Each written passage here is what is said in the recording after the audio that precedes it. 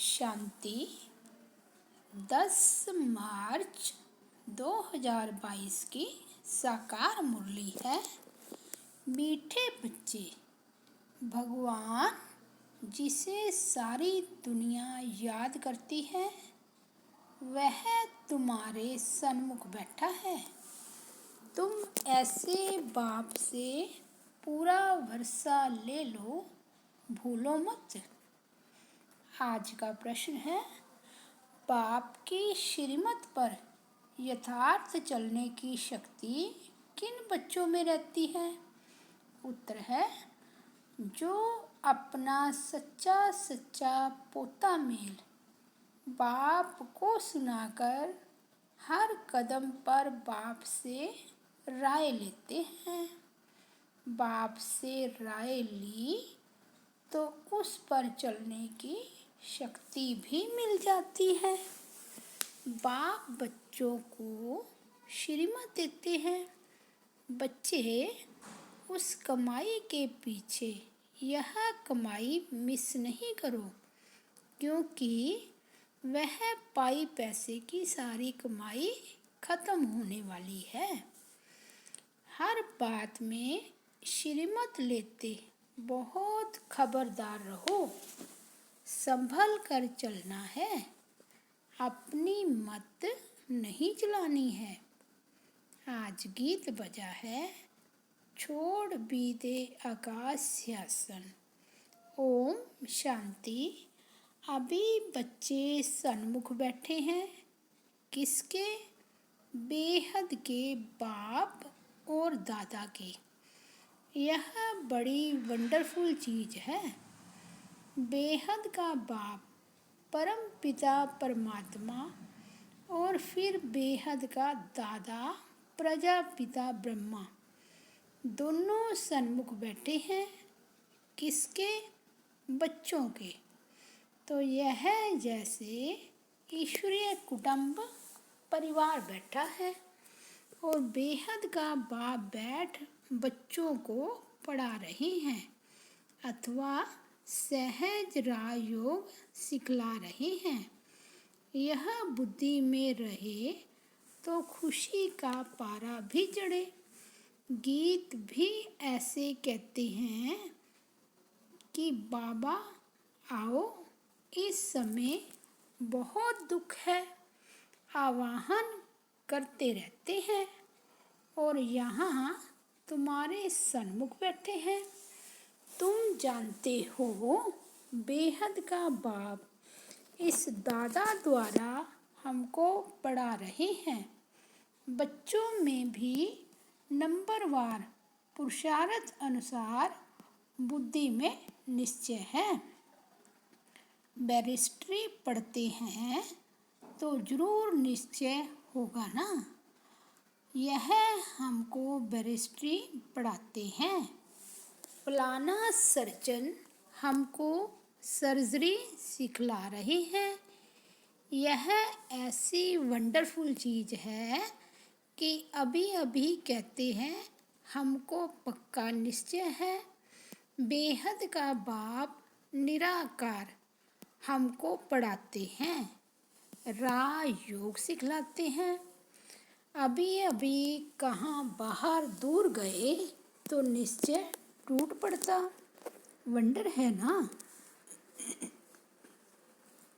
भगवान जिसको सारी दुनिया याद करती वही बच्चों के सन्मुख बैठ कहते हैं, बच्चे अब अच्छी रीति बाप से वर्षा लेने का पुरुषार्थ करो। समझते भी हैं, फिर सेकंड में भूल जाते हैं। तुम बेहद के बाप के सन्मुख बैठे हो और श्रीमत पर चलना होता है कदम कदम पर। लेकिन चलेंगे वही जिनका सारा समाचार बाप को मालूम होगा। बच्चों की रहनी करनी आदि का पूरा समाचार बाप के पास आना चाहिए, तो बाप को भी मालूम पड़े और उस रीति फिर समय प्रति समय राय देते रहें।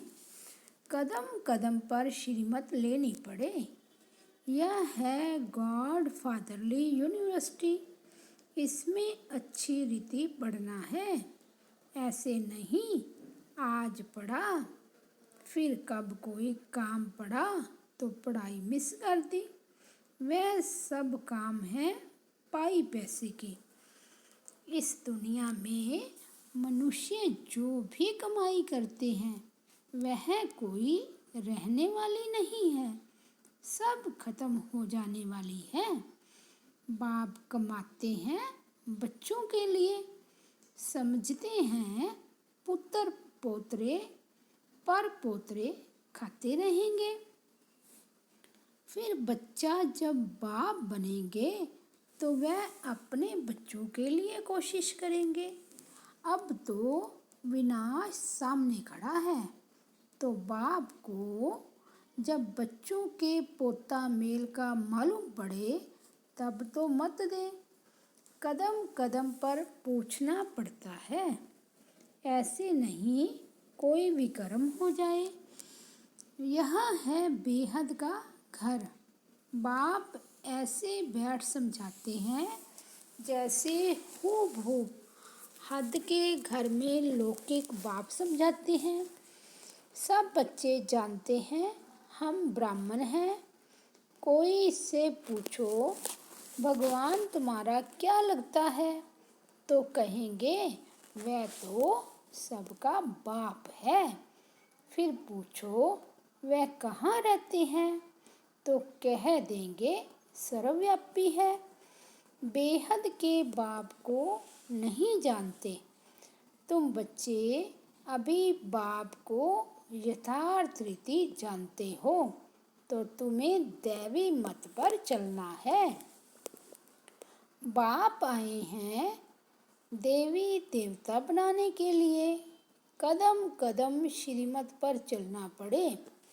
पंडे लोग यात्रा पर ले जाते हैं तो खबरदार करते रहते हैं, कहते हैं संभल कर चलो।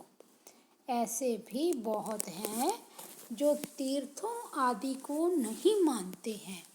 तीर्थ माना भक्ति, तीर्थ को न माना गोवा भक्ति को ही नहीं माना। भक्ति मार्ग आधा कल्प चलता है। भगवान की खोज करते रहते हैं, बहुत भावना रखते हैं, शिव के आगे बहुत जाते हैं, समझते हैं भगवान का दीदार हो जाए। यह है भावना।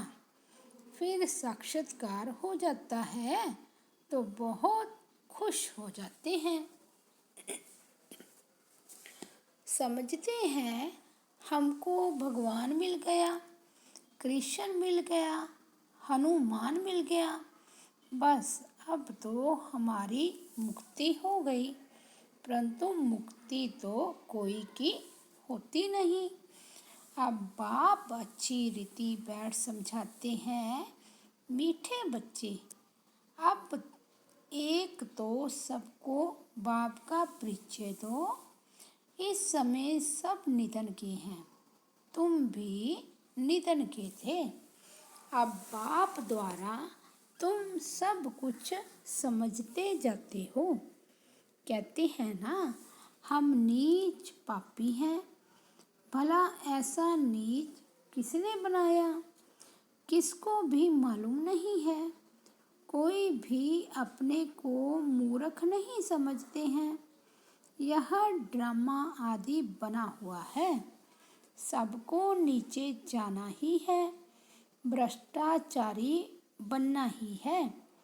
तो यह ख्याल करना चाहिए कि हम भगवान की फैमिली हैं। भगवान हमारा बाप है तो जरूर हम विश्व के मालिक होने चाहिए। फिर हमारी ऐसी दुर्गति क्यों हुई है, यह किसकी भी बुद्धि नहीं चलती है। एक तरफ कहते परमात्मा सर्वव्यापी है, दूसरे तरफ कहते शांति कैसे स्थापन हो, मूंझ पड़े हैं, कॉन्फ्रेंस करते रहते हैं, समझाने से भी समझते नहीं हैं, उन्हों को समझना है अंत में। तुम बच्चों को योग में रहकर कर्मातीत बनना है। तुम ही संपूर्ण निर्विकारी थे, फिर बनना है। बाकी जो इतने धर्म है वह सतयुग में नहीं होंगे। जो सतयुग में थे वही बहुत समय से अलग हुए हैं। उनके लिए ही कहा जाता है सिकीलते। आत्मा परमात्मा अलग रहे बहुकाल। कौन सी आत्माएं पहले पहले परम धाम से आई यहाँ पाठ बजाने। पहले पहले आती है देवी देवता धर्म की आत्माएं पाठ बजाने। उन्हों को ही अपने धर्म में लाना होगा। बाप कहते हैं उनके लिए ही आना पड़ता है। साथ में सबके लिए भी जरूर आना पड़े, क्योंकि सबको मुक्ति देनी है। अब देवता धर्म है नहीं, उनका ही सैंपलिंग लगना है। कोई किस धर्म में, कोई किस धर्म में चले गए हैं, वही निकल पड़ते हैं। यह धर्म की स्थापना कितनी वंडरफुल है। तब तो कहते हैं हे प्रभु, तेरी श्रीमत गति सदगति की बड़ी वंडरफुल है, जो कोई समझ ना सके। देवी देवता धर्म की स्थापना कैसे होती है। इतना समय जो पतित देह अभिमानी बन पड़े हैं, उनके ही अभिमानी बनना, इसमें मेहनत लगती है। घड़ी घड़ी भूल जाते हैं। बाबा कहते हैं उठते बैठते मुझे याद करो। विकर्मों का बोझा तुम्हारे ऊपर बहुत है। सुख भी तुमने बहुत देखा है, दुख भी तुमने बहुत देखा है। अब फिर दुख से तुमको सुख में ले जा रहा हूँ। तो श्रीमत पर चलना पड़े और फिर औरों को भी याद दिलाते हैं। सृष्टि चक्र का राज समझाना बड़ा सहज है। उनको ही त्रिकालदर्शी कहा जाता है। बाबा ने समझाया है, बोलो भगवान के तो तुम बच्चे हो ना। भगवान है स्वर्ग का रचयिता, तो भगवान से जरूर स्वर्ग का वर्षा मिलना चाहिए। यह बात तुम ही जानते हो और तुम ही पूछ सकते हो। कहते हैं ईश्वर ने पैदा किया तो तुम ईश्वर के वारिस होने चाहिए ना। ईश्वर बाप स्वर्ग का रचयिता, फिर तुम नरक में क्यों पड़े हो। यह तो तुम जानते हो। हम पहले स्वर्ग में थे, रावण ने हमको नरक में धकेला है। रावण क्या चीज़ है यह भी कोई नहीं जानते। तुम याद दिला सकते हो, भारत ही प्राचीन स्वर्ग था और भारतवासी स्वर्ग के मालिक थे। अब ही भारत नरक बना है। यह खेल बना हुआ है। राम राज्य और रावण राज्य आधा आधा है, यही खेल है। फिर उनके बीच में क्या होता है वह भी डिटेल बैठ समझाते हैं। कोई कोई बच्चे निश्चय बुद्धि हैं जो समझते हैं। हम बाप के सामने बैठे हैं। बाबा त्रिनेत्री त्रिकालदर्शी है, त्रिमूर्ति है। ब्रह्मा विष्णु शंकर का भी रचयिता है। त्रिमूर्ति शिव के बदले त्रिमूर्ति ब्रह्मा का नाम रख दिया है। अब त्रिमूर्ति का रचयिता ब्रह्मा कैसे हो सकता? गाते भी हैं, ब्रह्मा द्वारा स्थापना, शंकर द्वारा विनाश, तो रचयिता जरूर कोई दूसरा होगा। इतनी छोटी बात को भी कोई समझते नहीं है। शिव बाबा ब्रह्मा द्वारा स्वर्ग का वर्षा देंगे और क्या देंगे? विष्णुपुरी कौन स्थापन करते हैं? बाप विष्णुपुरी अर्थात लक्ष्मी नारायण का राज्य स्थापन कर रहे हैं। यह भी किसको मालूम नहीं है। विष्णु का अलग चित्र बनाए, उनको नर नारायण कहते हैं और लक्ष्मी नारायण का फिर अलग अलग बना दिया है। चित्र कैसे वंडरफुल बना हुआ है। तुम बच्चों को प्रदर्शनी में समझाना होता है। प्रदर्शनी हो और बच्चे अपने ही धंधे में लगे रहें तो थोड़े ही समझेंगे कि इसने बाबा को पहचाना है। बाप समझ जाते हैं यह खुद ही पूरा समझा हुआ नहीं है, तब तो सर्विस पर नहीं भागते हैं। नहीं तो झट सर्विस पर भागना चाहिए। अंधों की लाठी न बने तो गोवा खुद ही अंधे हैं। बाबा को जानते नहीं, किसको कहना थोड़े ही होता है कि तुम सर्विस पर जाओ, आपे ही जाना चाहिए। बाबा हम सर्विस पर जा सकते हैं, आप परमिशन दो। बाबा जानते हैं कौन कौन सर्विस कर सकते हैं। ऐसा कोई लिखता नहीं है कि बाबा हम रेडी हैं। मनुष्य को कौड़ी से हीरे जैसा बनाना है। अगर 10, 20, 50 रुपया नहीं कमाया तो क्या हुआ? बहुतों का कल्याण करना है, परंतु पूरी पहचान नहीं। कोटों में कोई जानते हैं।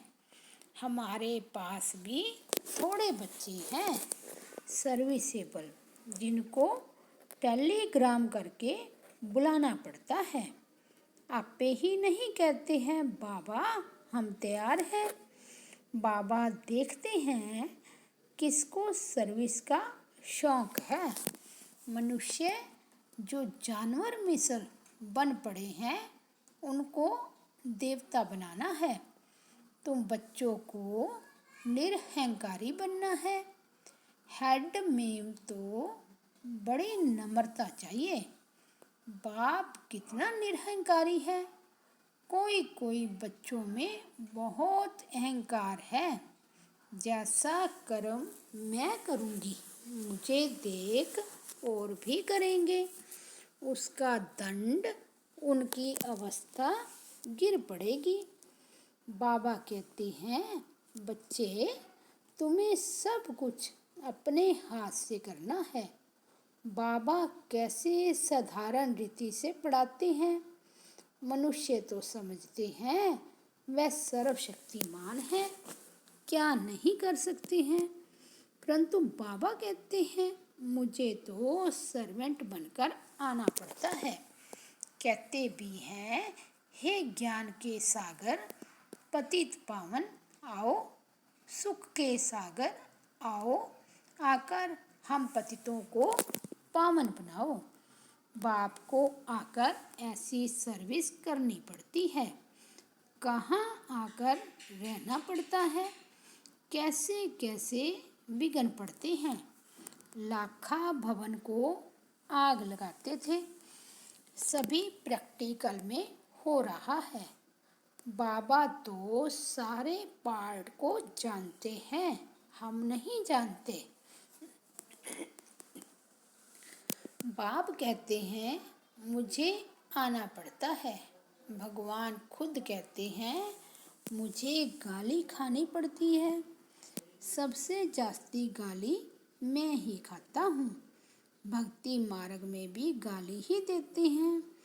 3 पैर पृथ्वी के भी नहीं मिलते, फिर भी कितना निरहंकारी पने से पाठ बजा रहे हैं। मम्मा बाबा बच्चों को सिखलाने के लिए सब कुछ करते हैं। कितना नीचे उतरना पड़ता है। पतितों को पावन बनाना है, मूत पलीती कपड़ों को धोना है, तो धोबी भी है, सुनार भी है। सबको गला गला कर सच्चा सोना बनाते हैं। अच्छा, मीठे मीठे सिकिलदे बच्चों प्रति माता पिता बाप दादा का याद प्यार और गुड मॉर्निंग। रूहानी बाप की रूहानी बच्चों को नमस्ते। हम रूहानी बच्चों की रूहानी बाप दादा को याद प्यार, गुड मॉर्निंग और नमस्ते। धारणा के लिए मुख्य सार।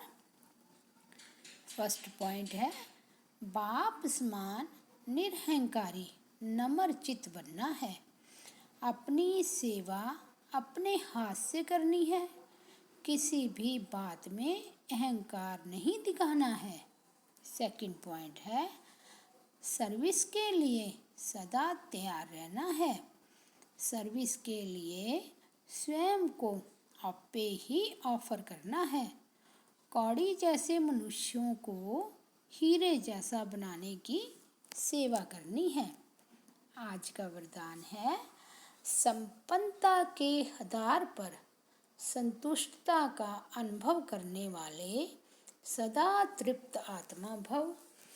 जो सदा भरपूर व संपन्न रहते हैं वह तृप्त होते हैं। चाहे कोई कितना भी असंतुष्ट करने की परिस्थितियाँ उनके आगे लाए, लेकिन संपन्न तृप्त आत्मा असंतुष्ट करने वाले को भी संतुष्टता का गुण सहयोग के रूप में देगी। ऐसी आत्मा ही रहम दिल बन शुभ भावना और शुभ कामना द्वारा उनको भी परिवर्तन करने का प्रयत्न करेगी। रूहानी रॉयल आत्मा का यही श्रेष्ठ कर्म है।